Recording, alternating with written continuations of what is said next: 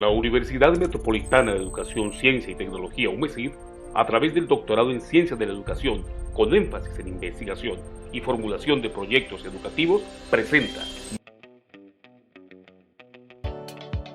Hola a todos, soy Paul, su expositor virtual, y seré la voz de uno de nuestros investigadores para compartir una breve descripción de los tipos de datos en estadística y sus técnicas de análisis. Aquí nuestra presentación. Doctor Camilo, compañeras y compañeros, reciban todos un cordial saludo con el fin de dar continuidad a nuestro proceso formativo respecto al análisis de datos en el proceso investigativo. En esta actividad vamos a hablar acerca de los diferentes tipos de datos que encontramos en la investigación y el proceso de análisis de los mismos. Es importante entender esto en la medida en que cada tipo de dato tiene características particulares que determinan cómo debemos analizarlos. Vamos a ver tres tipos de datos en estadística, quizás los más comunes: datos nominales, datos ordinales y los datos de intervalo, al igual que trataremos de especificar de manera breve sus diferencias y las técnicas de análisis comparativo y descriptivo para cada uno de ellos. Bienvenidos.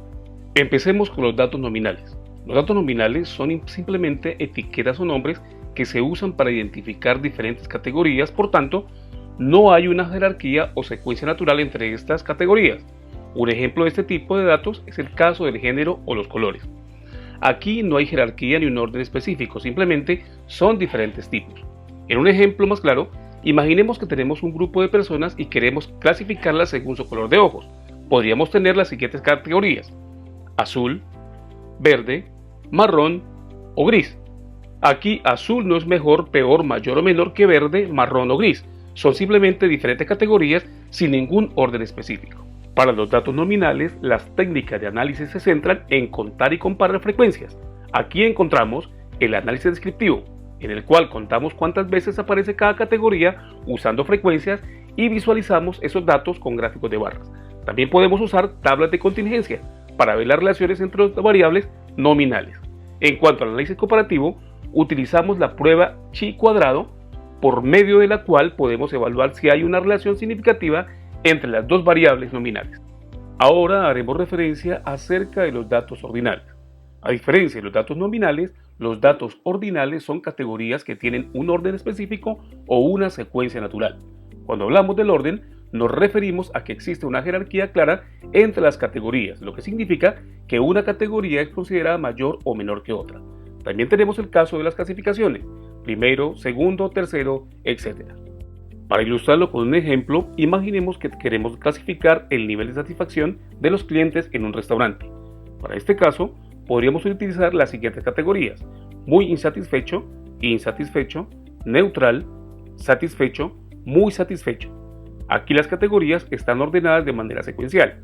Muy insatisfecho se considera peor que insatisfecho, y así sucesivamente hasta muy satisfecho. Para los datos ordinales podemos utilizar técnicas que aprovechen su orden específico.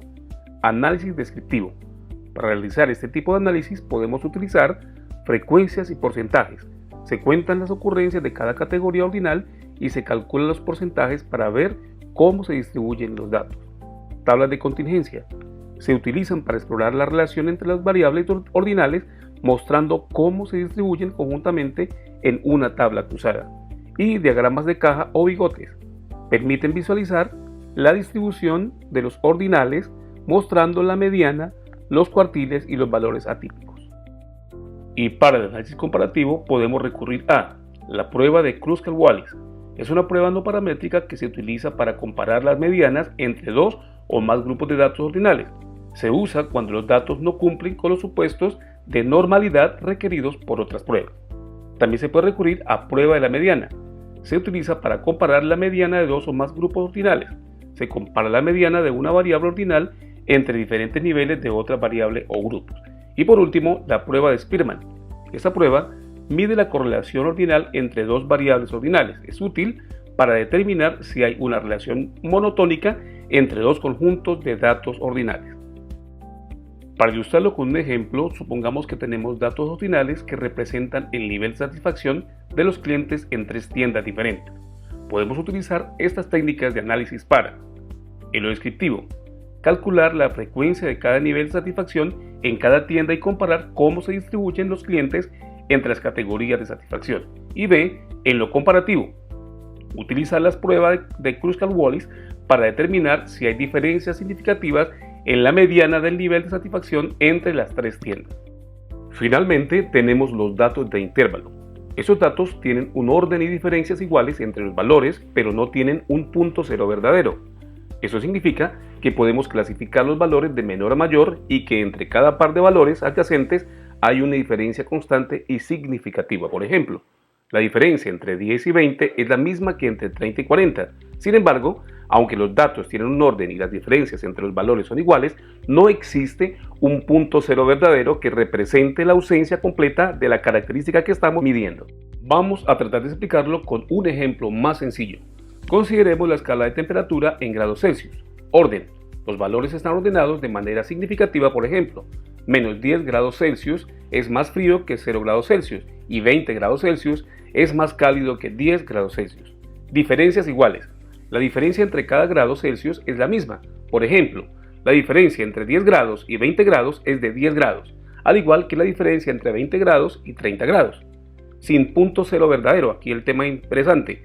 Aunque 0 grados Celsius es considerada un punto de referencia, no significa ausencia total de temperatura. Es simplemente el punto en el que el agua se congela, pero no representa la ausencia total de calor. Técnicas de análisis. Comenzando por el análisis descriptivo, encontramos media y mediana. La media es el promedio de todos los valores en el conjunto de datos, mientras que la mediana es el valor medio cuando los datos están ordenados de menor a mayor. Desviación estándar y varianza. La desviación estándar y la varianza son medidas que indican la dispersión de los datos alrededor de la media. Una desviación estándar más alta indica una mayor dispersión de los datos. Y por último, los histogramas. Los histogramas son gráficos de barras que muestran la distribución de los datos de intervalo. La altura de cada barra representa la frecuencia de los datos en un rango específico. En cuanto a análisis comparativo, tenemos análisis de la varianza ANOVA. El ANOVA se utiliza para comparar las medias de 3 o más grupos de datos de intervalo, lo cual determina si hay diferencias significativas entre los grupos. Pruebas t-test. Los t-test son pruebas estadísticas que se utilizan para comparar las medias de dos grupos de datos de intervalo. Hay diferentes tipos de t-test, dependiendo de las características de los datos y de las preguntas de investigación. Y por último, regresión lineal. Esta se utiliza para explorar la relación entre una variable dependiente, variables de intervalo, y una o más variables independientes. También pueden ser de intervalo.